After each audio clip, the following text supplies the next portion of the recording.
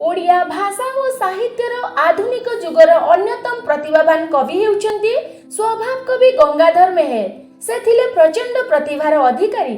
स्वभाव कवि गंगाधर मेहेर बरगढ़ जिलार बरपाली ठारे 1862 मसीहा अगस्ट 9 तारिख श्रावण पूर्णिमा तिथि रे एक तंतुबाय परिवार रे जन्म ग्रहण करथिले। पिता चैतन्य मेहेर और माता सेवती देवी प्रयत्न रे प्रतिपालित होई चाटशाली शिक्षा आरंभ करी भर्नाकुलर स्कूल रे मात्र पंचम पर्यंत अध्ययन करथिले।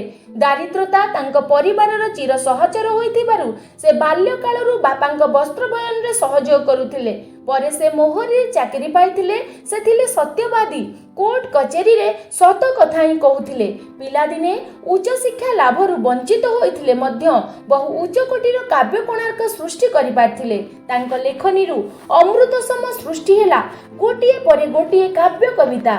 सेथि मध्यरु प्रणय बल्लरी, इंदुमती, कीचक बध, रस रत्नाकर, उत्कल भारती और तपस्विनी इत्यादि सहज सरल गाउली भाषा रे ओडिशार अपरूप प्राकृतिक शोभा को कवि निज लेखनी रे नुआ रूप देले। ओडिशा रे परिचित हेले स्वभाव कवि और प्रकृति कवि भावरे।